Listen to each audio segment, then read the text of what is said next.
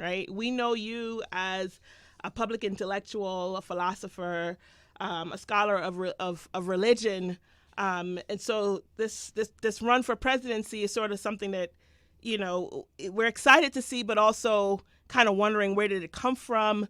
So we want to ask a little bit about that, like what's the origins of this decision, and if you can talk a little bit about the switch from the People's Party to the Green Party.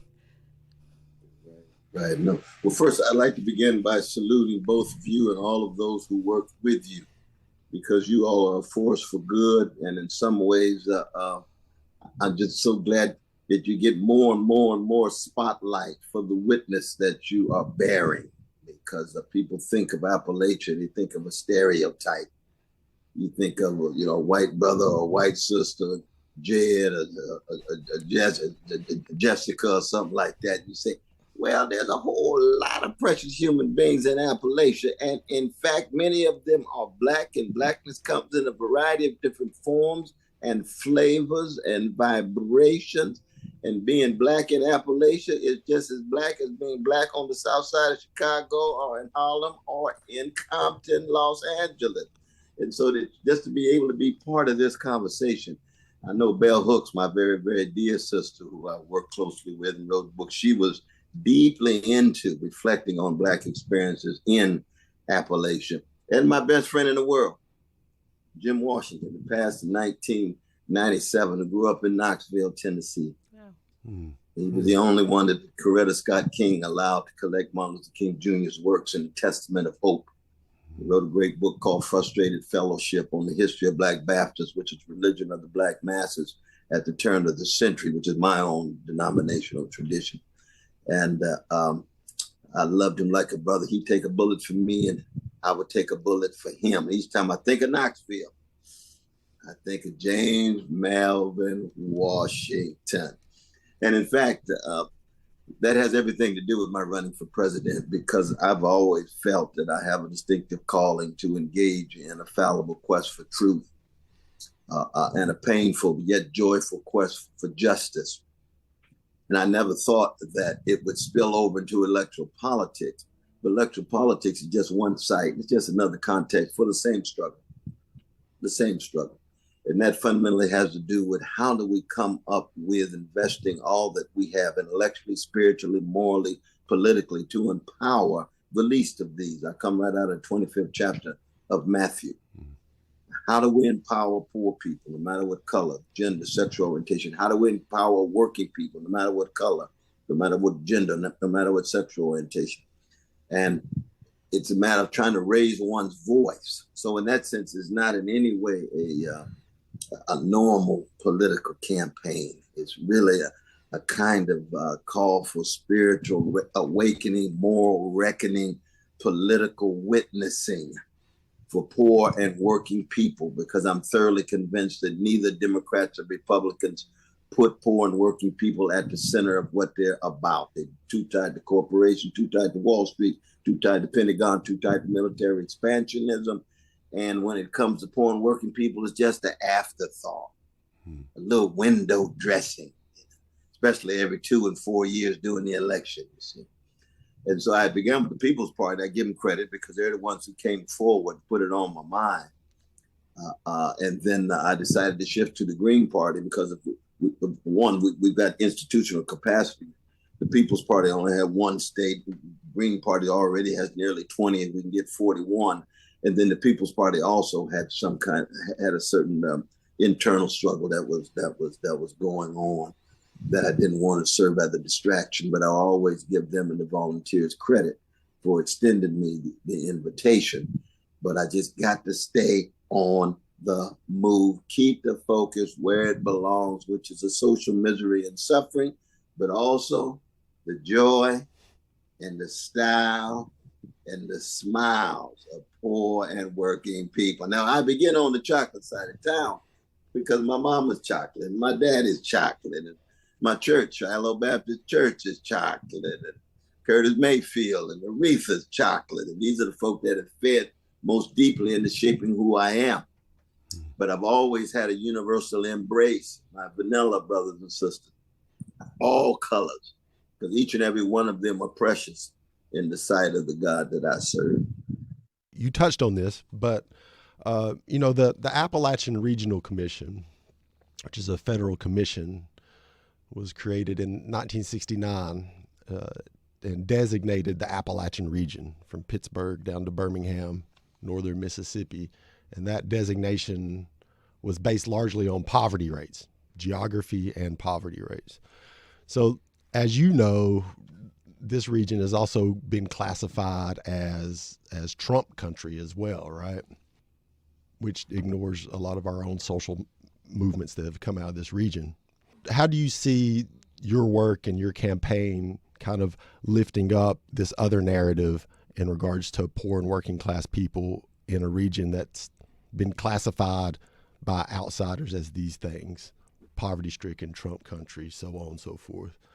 The labels will continue, but how do you see this space that you're creating as a way to address some of these things? Well, what sits at the very center of my campaign is the abolition of poverty. See, I come out of the legacy of Martin Luther King Jr. Martin Luther King Jr. said it was poverty, militarism, materialism, and forms of racism that was sucking the best out of the American democratic experiment. I think he's absolutely right. Fannie Lou Hamer said the same thing. She is absolutely right. So I'm an abolitionist when it comes to poverty across the board. I don't think there ought to be one poor person in America, unless they're nuns or people who have vows of poverty that have a certain kind of spiritual discipline. But most people want to get out of poverty. And so I think when I think of Trump country, you see, I don't see stereotypes. I see brothers and sisters, largely white brothers and sisters who are hurting, who are frustrated, who are looking for a way out. And many of them, not all, but many of them choose a Pied Piper who himself is tied to Wall Street, who himself is tied to military expansionism. So he misleads them because he makes them think he's the only one who cares. No, I have a deep care and concern for poor people, working people, no matter what color they are. And you see, I don't hate Trump. I don't hate Trump's followers, and his followers are very diverse. 1 out of 9 of those who supported Trump supported my dear brother Bernie Sanders when he ran for president in the primaries. You got a lot of different kind of folk who supported Trump. I don't hate them, but I hate Trump's gangster activity. See, I hate demonizing people, rapists and criminals when he talks about immigrants. When he talks about the black men and calling them sons of bitches in relation to Colin Kaepernick. I don't have any patience for that at all. But the same is true the other way. I don't believe we ought to be degrading and putting down white brothers and sisters just because they're white. No, that's not right. And for me, it's not Christian. I don't live my life like that. And I don't roll like that. That's not how I was raised and reared. There's a sanctity, there's a dignity in everybody. You just got to find it and tease it out. And so when I go into Trump country, I'm going in as just another brother, another chocolate brother, trying to connect with my other brothers and sisters, most of them vanilla. And I hope when they see me, I hope they don't see a stereotype. When I see them, I'm not seeing a stereotype. I know they got a mama and a daddy just like me. They got cousins just like me. They've got hurts and insecurities and wounds just like me. Not exactly on the same economic level, because I'm a professor, so I got more cash flow than large numbers of them. I want them to have more cash flow. But I got the same dignity as they have. They have the same dignity as I have because it's given by God that's greater than all of us. That's my tradition. I'm going to be true to that tradition. And so it's going to cut against the grain. A lot of people don't understand. They can just see Democrats. They can just see Republicans. They could just see progressive. They could just see conservatives. Well, you see, those are the labels that for me too often get in the way. And so there's got to be a human to human, soul to soul, eye to eye. I want to look them in the eye. You know what I mean? The eyes are the windows of the soul. I want to connect with their humanity. We may still end up disagreeing. Hey, that's cool. A lot of people disagree. That's part of life, But I want you to understand where I'm coming from. I want you to understand the legacy of Martin King. I want you to understand the legacy of Fannie Lou Hamer. Miles Horton. Oh, my dear brother. We know Miles Horton, the founder of Highland Center. That was that institution that had Rosa Parks already there 3 months before she decided to go back to Montgomery and sit down on a bus in order to stand up for justice. Stokely Carmichael was there. Diane Nash was there. Martin King was there. His wife, Zelphia, co-wrote "We Shall Overcome." Y'all know that. Right down the road. Co-wrote the song. That's the freedom anthem. And what does that mean? What that means is, and I'll tell my white brothers and sisters, you see, I'm not even I'm not even into this talk about white allies. See, I don't like the idea of just an ally who could just come in and from the outside and be extraneous. You know, it's like Bill Evans and Miles Davis's sextet. He got a white brother on the piano. He ain't no ally. He's in the band. He's part of the collectivity. A Sly Stone got a white brother playing the drums called Greg. Greg is not a white ally, and Sly and the Family Stone with Cynthia Robinson on the trumpet and Larry Graham on the bass and Sly playing the organ. They all in the band. See, when I go to any white context, I go to my white brother and sister in Appalachia, whatever color. I just want you to come on and join the band. And once you join the band, it's not, we'll now have the white ally Bill Evans play his solo after. No, he's in the motherfucking band. And when you get in the band, that's solidarity. And everybody's still individual, and you can disagree, and you can still connect with each other. You can have both love. You can have a certain kind of dislike. That's part of what it is to be in the band. You're Mary Lou Williams' band. She got all kind of different colors in that band. She's a black sister who's running it, but she's got all kind of different voices. But that freedom struggles are like that. And you all know better than I in the Appalachian context what I'm talking about. You got some white brothers and sisters who are trustworthy, full of integrity, honesty, decency. They are in your band. You don't look at them and say, oh, I got a white ally. And it cuts the other way with Clarence in Bruce Springsteen's band. He's a black brother. He ain't no black ally with Bruce Springsteen. That's his brother. They in the East Street band together. He passed, as you know. And, Bruce was hit so hard. But we're talking about humanity. We're talking about something that cuts deep. But that's the very thing that has kept all of us going, no matter who we are as human beings. These communities, poor communities, right, that are the center of your campaign, and we think about our environmental struggles that we're facing today with climate change and everything else. When we think about the lack of environmental resources, when we think about protection against the sort of disparate impact of environmental disasters, right? They happen to poor communities, to Black communities, to communities of color, right? We are in a climate changing world. Talk to us a little bit about your plans for addressing climate change and the sort of the impact that it will have on poor communities, Black communities, communities of color here in our region, but beyond, right, in the country and in the world. Absolutely. I think so much of the ecological collapse connected to pollution and carbonization of the air has to do with corporate greed. I think it has to do with their indifference to the needs of people as opposed to they being addicted to profits, always putting money first over long-term quality of life as opposed to just short-term access to profit. And so you have to be able to galvanize and mobilize people in the name of both light, which is your analysis. It gets them to see the world a different way, but also love, which is what justice is all about. Justice is what love looks like in public. And so your deep care and concern for people. And we got to convince, and the only way you do that is then bring power and pressure to bear on the corporate elites, on the corporations, the fossil fuel industries and so forth, that will always put profit ahead of people. And it's a very, very sad fact and a sad truth. But if poor people and working people do not come together and forms a strong solidarity that the profits will engage in their short-term profit maximizing.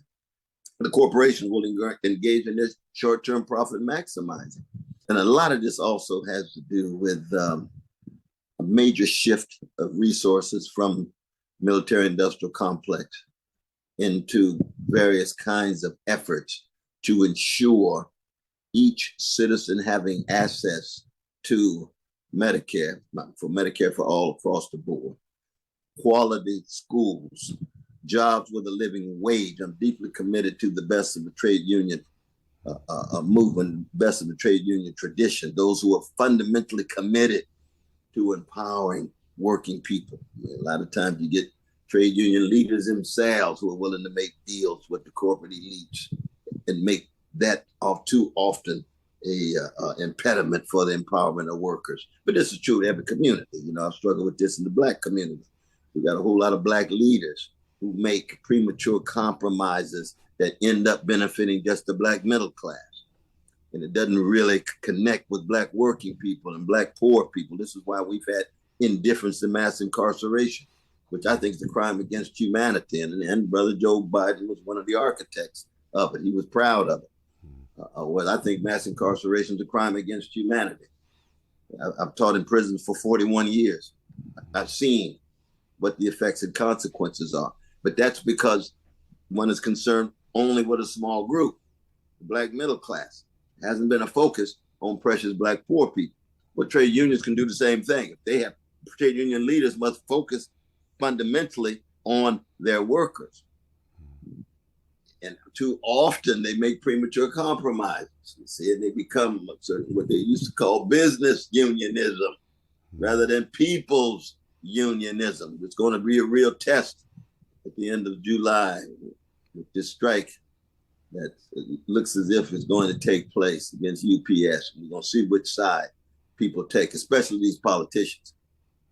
Because some of these politicians, Democratic Party, can talk a nice little game about their commitment to poor people and working people. But when it's time to meet the test, they are as weak as pre-sweetened Kool-Aid. I'm telling you, where's the backbone? Where's your spine? I thought you was concerned about Jamal and Letitia and Jethro and Jessica and Jose and Juanita. No, you're not. No, you're concerned about your middle class friends. You talked about the long haul and how a lot of these issues we face particularly are around people, the kind of short-sightedness and immediate corporate greed and things like that. In looking at the long haul, I'm going to assume that your candidacy is going to excite a lot of young people. There's going to be a lot of young youth in our country who are voting for the first or second time that are going to be really excited to have that space and hear the things that are going to resonate with them in their lives.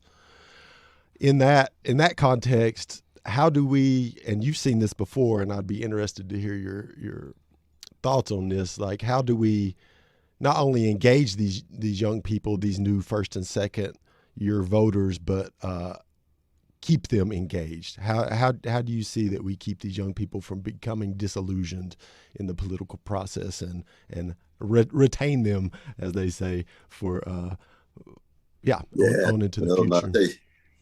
Both of you all already asking such wonderful questions. I've been interviewed a zillion times since my announcement. And you all got some of the highest quality questions because they get right to the core of really what the campaign is all about. Because see, the campaign is really just a moment in a movement. You see, the campaign, the end and aim of the campaign is not about me, the candidate. Not at all. You see, I'm a jazz man. And jazz ain't never about just one person. It's always about the collectivity trying to give to the people. You see, if Duke Ellington's band or Sarah Vaughan is not focused on empowering the people, she's not part of the best of the jazz tradition. And so the campaign is just like the black musical tradition spilling over in electoral politics. That's simply saying, how do you lift your voice? How do you deal with the blues, which is about catastrophe? How do you keep the swing in it? Because swing is about a conception of time that allows you to have a future that people are saying is impossible. People are saying give up on it. People are saying cave in. People are saying sell out. No, we have a conception of the future that can't be seen at the moment, but is at work in our movement. That's black music. And then there's improvisation. You got to be flexible. You got to be fluid. Can't be dogmatic. Can't be doctrinaire. You got to learn how to listen to the people. You got to be humble enough to learn from the people. You see, and so in that sense, I'm saying to young folk, this is one moment in the movement, which is a moment in your life, so that you become part of a movement after this campaign. I hope till the end of your life, you'll be faithful unto death. So you don't end up fetishizing a candidate or fetishizing politics. You see, no one ballot is going to emancipate poor people. No. That's like thinking all you need is just a tuba, just blowing his note or blowing her note. No, the tuba need the saxophone. Saxophone need the trumpet. Trumpet need the piano. The voices need, it's a collective thing. We're all in this together. And so we have to sustain our energy, sustain our movement building. We're trying to cultivate the intellectual, the spiritual, and the organizational capacity of poor and working people. That's what is required in order to push back the entrenched interests, the myopic perspectives, and the indifference. And sometimes it's worse than indifference. Sometimes it's outright contempt for poor people, the contempt for working people, the contempt of black people, contempt of women, contempt of our precious gay brothers and lesbian sisters, and of course our precious trans who are just assaulted day in and day out. Well, they made in the image and likeness of God too. They're just as precious as anybody else. And so we have to proceed with this holistic orientation, but recognize that when they become part of the campaign, this is just a moment, just an instance. And so what I'm hoping is that, as we proceed, the kind of work you all are doing, the kind of organizations that you have, they get deeper, broader, more intense, stronger. That will be one of the litmus tests of this campaign. If my campaign is strong and you all have organizations that's not stronger than it was before, something is lacking in my campaign. Something is lacking. And that's always been a challenge. Always been a challenge. Because too often, I'm with Ella Baker versus Martin Luther King. And you know how much I love Brother Martin. But Ella used to say, Martin, you got this messianic mode of leadership where you got one person at the top and everybody's looking at them like they Moses. Whereas any strong movement has strong persons in the movement so they don't have to look to one leader. They're local activists who have their own strong forms of local leadership. There's regional activists and so forth and so on. That's Ella Baker. People-centered movement rather than leader-centered movement. Well, I'm with Sister Ella on that. I think Ella Baker, and you all know Ella Baker, she was both executive director of King's organization, SCLC, and executive director of SNCC. And she was much older than Stokely. She was much older than Bob Moses. She was much older than Diane Nash at SNCC. But she was with those young people. She was cross-generational in that way because they were people-centered. And I think it's very important. You always have a people-centered campaign and a people-centered movement. Very much so. And so in this people-centered movement, people-centered campaign, right, that is focused, again, on working class people and poor people, when we think about especially the black community, a lot of those people have traditionally been Democrats. They've been voting for the Democratic Party for decades, right? What is your plan, or how do you what is your approach to recruiting and getting the support of those people? Absolutely. One is that we have to show the ways in which the Democratic Party has simply not delivered. They've talked a good game, but they have not delivered. That when it comes to the plight and predicament of poor people, it didn't come through. When Obama had a choice between Wall Street and the people, he chose Wall Street. Biden was right there with him. You see. And also the relation between the militarism abroad and the poverty at home. You know, Brother Martin used to say the bombs dropped in Vietnam fall in ghettos. They fall in Appalachia. They fall in barrios. They fall in reservations. All of that money for guns, not enough money for butter, not enough money for dealing with basic social needs. And even on another level is the militarization at home of everyday life with gun violence. You see, the militarization of the police. See, we're going to actually launch, and you all are invited. We're going to launch our campaign August the 25th in Mississippi. It's going to be Emmett Till's family is going to be there. But August 25th in Jackson, Mississippi, we're going to have town hall meetings. We're going to have marches. We're also going to be talking about Brother Jenkins and Brother Parker, who was just viciously violated by the police down there. But it's the spirit of Fannie Lou Hamer, and it's the spirit of Delta, Mississippi. That's the blues. That's Robert Johnson. That's Son House.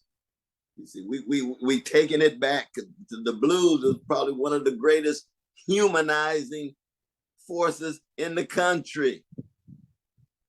Hank Williams is a blues man on the vanilla side of town. B.B. King's the king of the blues from Mississippi. I won't go into, but all I'm saying is we're going back down there to make sure that the issues of poverty and the ways in which it's been shaped by predatory capitalist processes, profit-obsessed capitalist processes, has not accented the humanity of poor folk, and then the white supremacy that kicks in. And of course, you know, Mississippi, just like Black folk in Appalachia, you say you can't downplay how the two are intertwined. But it's not just about race. It's a race tied to predatory capitalist processes that make it difficult for Black and white people to come together. So anytime you get Black and white and others coming together in the name of something spiritual and moral, the political consequences are just immense. And that's why the powers that be do not want that to happen. They do not want that to happen. And so the Democratic Party has been a party of default for people because the Republicans are just so honest and so candid about their accommodation to greed and contempt. And so one hopes that we'll be able to bring that message to folks. Now, keep in mind, almost 40% of our fellow citizens don't vote it out. Mm-hmm. Mm-hmm. About 61, 62% of people who vote. It's, I want to get to those folks who just completely given up. You mentioned politics. They say, oh, that's low comedy, please. All these gangsters in politics legalize bribery, normalize corruption. Come on, pass me a drink in the barbershop or the beauty salon. Hey, and of course, not like they're not telling the truth on a certain level, but that does not justify their lack of participating in it. But you do begin based on the truths that they discern. And I'm sure you all see that all the time. It's just very, very difficult to get folk to participate because they've seen politicians sell them out over and over and over and over and over again. How many times will they vote? And when they get in office, poor people become an afterthought. Mm-hmm. It's amazing. I'm sitting here like a student trying to soak everything up. And the thing that I hear you talk a lot about, the spiritual, the love, the compassion, right? In the intellectual rigor, right? But it seems like we're in a world where there are attacks on both of those, right? There's attack on love and compassion, and there's attack on intellectual rigor and the ability to think critically, right? Um, you know, what are your ideas on how we move past this period, how we move through it? Yes, yes. Well, of course, we begin with a salute to our dear Sister Joan. I'm telling you, because when it comes to acknowledging how love and justice is always under attack, and intellectual reflection, which is Socratic, which is just critically thinking for yourself, that's always a dangerous thing, because any dogma's in trouble, any doctrine's in trouble. And if that's true, any hierarchy is in trouble. So it's true that we're living in a period where it's intensifying. But you know what I know? With Miles Horton and others were organizing, folk were coming at them tooth and nail, and that's way back in the 1940s and 50s and 60s. So that we're part of this longer tradition of people's really holding up a blood-stained banner that's tied to truth, and condition of truth is to allow suffering to speak. And it's tied to justice, and we said justice is always tied to a care and concern for people. I mean, I tell folk all the time that any justice that's only justice soon degenerates into something less than justice. If you don't have a deep love and care and concern for the people, you're going to be a sprinter, not a marathoner. You're going to come out of the block so strong talking about justice and discover, oh, this was my brand. Oh, this is my strategy. No, we ain't talking about no brand. We're talking about your cause. Right. If it's not your cause, if it's just your brand, you're going to be there for about 5 months, 9 months, a year. Then you're going off into something else. Hey, it's like a jazz musician to show up. You know, I'm only here for 3 months and I'm going back to be a carpenter. Hey, I thought you was in love with your instrument. I thought you wanted to play in the band. Well, not really. I'm just trying this thing out to see how it is. You got activists like that. You know, this is a very interesting thing. Very interesting to be talking to these poor people. Oh my God, this is so fascinating. And then 2 years later, they right back on Wall Street again. Hey, I thought that was your brand. That wasn't your cause.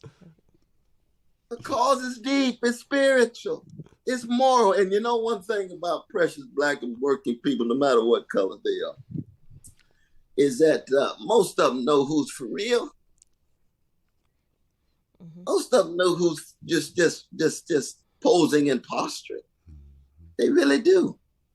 And that's what we need. We need folk who are for real, who really care for the people, who would care for the people when they're losing, when they're winning, when they're up, when they're down, when they're in the valley, when they're on the mountaintop. That's why the music coming out of Appalachia. If you ain't real when you're singing, shut your mouth and put your banjo down. Let somebody else come forward who's singing from their soul. That's all. Our politics ought to be as real as poor people's culture, as working people's culture, as Black people's culture, as white poor people's culture, and so forth. You know what I mean? Mm-hmm. That's that. I think they deserve nothing less than that. And we're not talking about perfection. Right.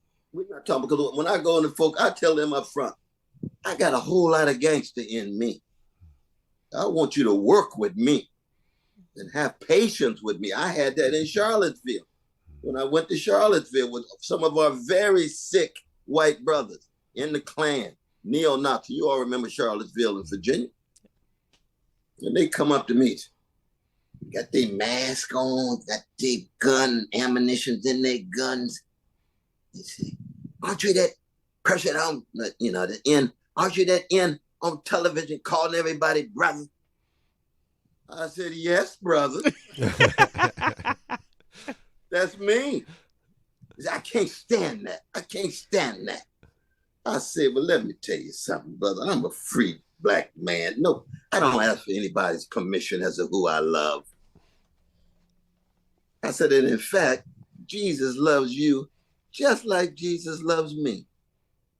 You choose to be a gangster. at the moment.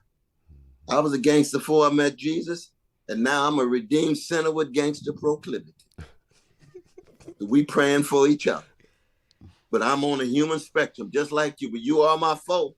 You are my enemy. You trying to crush my people. You trying to crush Jews, trying to crush Muslims, trying to crush gay brothers, lesbian sisters, black folk, immigrants. You lost contact with their humanity. You are my foe and enemy. But it doesn't mean that we're not on a human spectrum. And it certainly doesn't mean that it's cutting off my love.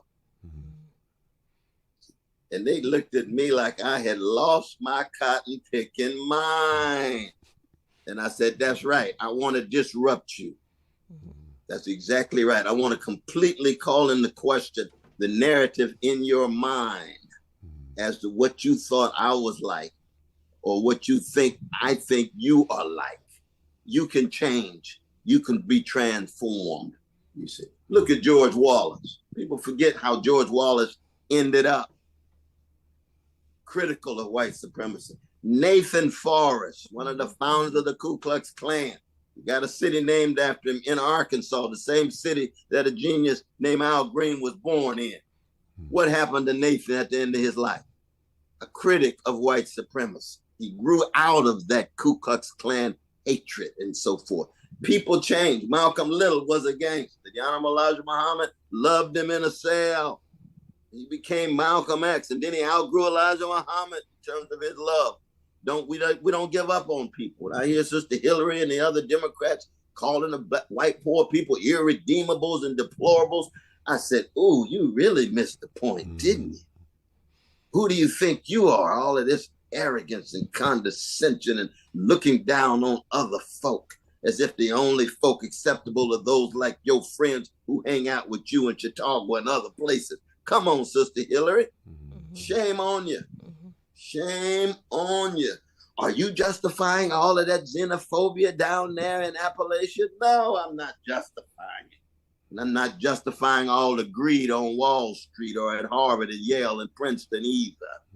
I'm trying to be morally and spiritually consistent, no matter who the people are we're talking about, because we all stand in need of a certain kind of correction, certain kind of critique in order to grow and mature. And the beautiful thing about it is, once you're having these kinds of very real conversations, it's unpredictable. It's out of your control. The sense of humor, the sense of humanity, you don't know where the conversation go. Love it. It's a beautiful thing. Y'all, you may end up singing a song together. You know what I mean? A little Ebony and Ivory song. You know what I mean? Some in tune, some out of tune. That's all right. Just lift your voice, because you have something deeply human that connects. And we don't have that. We are losing a lot of that. Now, that's very true. These deep human connections, we really are losing. And that's part of the spiritual decay that we have to be honest about. That's why I call for spiritual awakening and moral reckoning and political realignment that focuses on poor and working people at the center. And we haven't had that in the country in a long time in terms of being part of our conversation. It's just a matter of trying to introduce America to the best of itself. And if America really wants to know what's the best about itself, go to Appalachia and meet some folk. Go to Mississippi and meet some folk. Go to California and meet some folk. The best inside of us. All of us have the worst. Appalachia got the worst. Mississippi got the worst. California got the worst. Appalachia got the best too. Mississippi got the best too. No doubt about it. I want to ask one that's a little bit off the script, but as someone that has been teaching for so many years, that's been an academic, a professor, been in the academy for so many years, do you have any thoughts on the recent Supreme Court decision on affirmative action?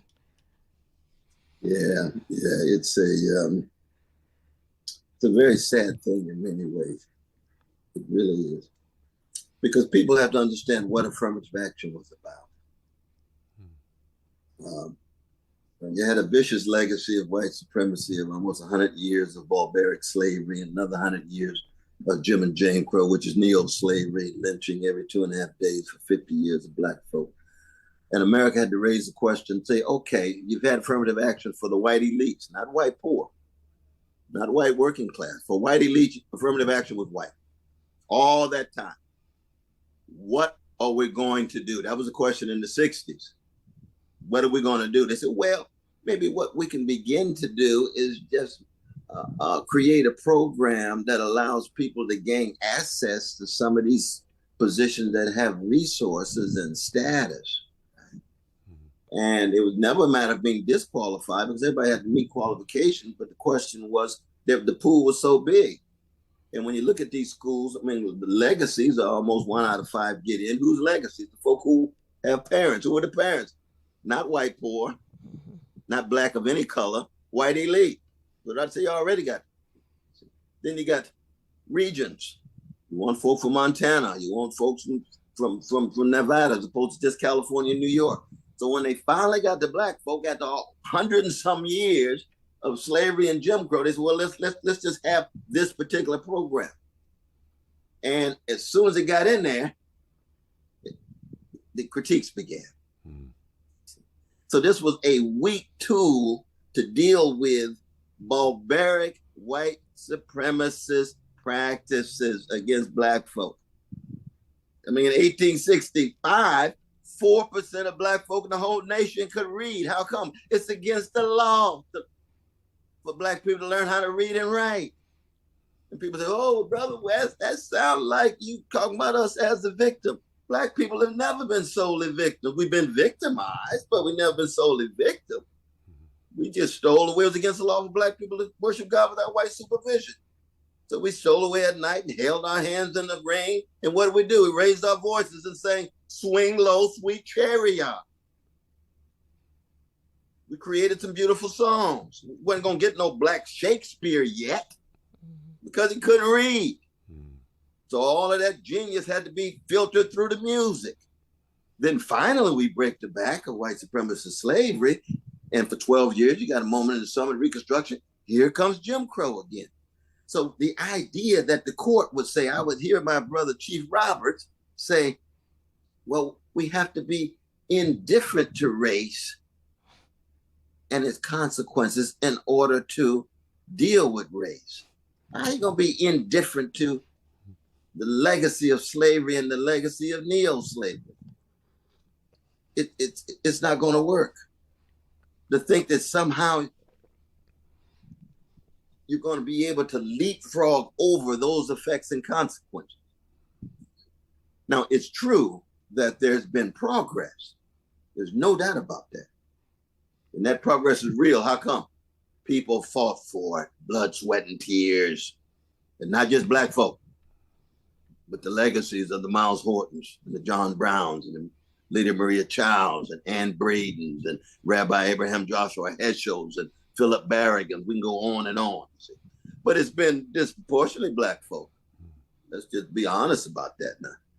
You know, we got some magnificent freedom fighters among our white brothers and sisters, but they got a whole lot of cousins who haven't got that memo, haven't got the memo yet. I'm telling you.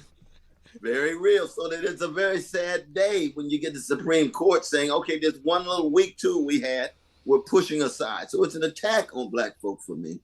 And the question becomes, how do we come up with better ways of doing it? I think that it was always better to have the issues of class and race together. So you didn't end up with having black folk who gained assets were the children of the black middle class and white poor is left out. White working class is left out, and especially black poor and black working class left out. You see. And we also have to keep in mind that, you know, it's roughly about 48, 49% of our precious young folk that even go to college. Most of our young folk never set foot in a college. And so affirmative action tied to college is significant, but it doesn't directly connect with the masses of young poor people and young working people. The sad thing is people will use that critique as a way of generating new forms of discrimination in the workplace, even outside of college. And so, and that again, that's another way in which Black, poor, and working people are assaulted, in my view. And so it was very sad. I wasn't surprised, I wasn't surprised. The court has never been a friend to justice for poor people or Black folk. For the most part, the Warren Court was an exception, but the Supreme Court has ruled 97% of the time on behalf of bosses against workers. And when workers finally get a foothold in the 1940s, here comes Taft-Hartley. Taft-Hartley again siding with property owners and bosses against workers. The Warren Court was the only court in a significant way that was friendly to Black people.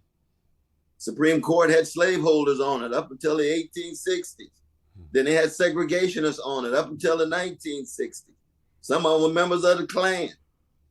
So, I mean, you're not going to get too much justice for Black folk if folks showing up with their white costume on the weekend and putting on the black robe on Monday. I mean, that's the Keith Sweat moment. Something just ain't right. You know what I mean?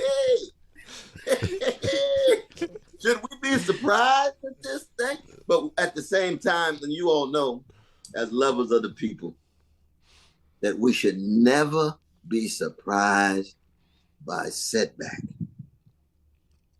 We should never be paralyzed by despair. There's nothing wrong with feeling down and out and sad and disappointed. That's a feeling, you see. But hope is a virtue. Hope is a verb. And a virtue is a standard of behavior, and a verb is action. So if you're feeling down and out, that's your feeling. We understand. Good God Almighty. But when you fall into despair as a whole way of being, that's a vice. And hope is a virtue. And so you don't want to confuse those two, because what happens is a lot of people feel as if, well, if I'm feeling despairing, if I'm in a mood of despair, then my whole life is one of despair. No, that's not it at all. No way, no. And of course, for Christians, it's all about Friday and Saturday and Sunday. You ought to be almost suicidal on Friday because Jesus been crucified by the Roman Empire. Why? Because he went into that temple and ran out the money changers, and they dragged him and treated him like a criminal and put him on that cross. You ought to be down and out. You ought to be almost suicidal. But then Saturday, the long wait. What's going on? All the disciples scared. Peter denies him 3 times. His closest partners got intimidated. Here come Mary Magdalene, sister from the streets. I still think that something is happening in the tomb. Mary, who's in the tomb? I don't see nobody in there. You got to be kidding, man. Where's Peter? Can't find the mother hucker. Where's John? Where's Simon? Come on, where are they? So that this sense of unbelievable breakthrough. And even if you're not a Christian, you know how powerful the story is because it creates truths about your life, even if you're not a Christian in terms of that particular version of the story. Life is like that. You never completely cave in. Your despair is retail, not wholesale. That your pessimism is retail. We got good reasons for being pessimistic, being Black in Appalachia, being white in Appalachia. You got overwhelming evidence of being pessimistic. Keep it retail. You got kids you got to raise. You got struggles you got to engage in. You got institutions you got to sustain. So it's not wholesale, so it doesn't paralyze your soul. It's just a moment of pessimism in your overall project of struggle that's tied to a love and a hope. And, as a Christian, for me, it's just love, hope, and faith. But it could be for other brothers and sisters, it's courage. Mm-hmm. It's outright courage. I refuse to be a coward. I'd rather be a corpse than a coward. That's what Mary Ellen Pleasant used to say. She's a Black sister who gave $600,000 to John Brown. He had the note in his pocket when he was executed for what he did at Harper's Ferry. She used to always start off with her speech. She was known as the godmother of human rights in California. She actually measured. She married a robber baron. He dropped dead. She got his money. And she used that to create all these different places for the poor and alcoholics and others in California, and then created her own businesses. But she was very close to John Brown as a black-white connections, and Frederick Douglass too, black-white. And she used to start all her talks. I'd rather be a corpse than a cow. Oh, no. That's a fresh note. That sounds like that's a blues song right there. We bringing some Bessie Smith on that. We need a little Ma Rainey on that. And Mark would say what? I'd rather be dead than afraid. Woo! Lord have mercy. And what breaks the back of fear? Love and light. That's what breaks the back of fear. If you scared that you love your mama, you're going to make Hercules look like a Boy Scout and a Cub Scout. The love you have is so deep, Hercules got to get out of the way. Even though you're still fearful, that love gives you the power to work through it. And light does too. You begin to see things in a different way. And this is exactly what you all been doing, I think, there in Appalachia. You meet the precious folk, give them a different lens through which to view the world, different lens to view themselves, self-respect and self-regard and self-affirmation.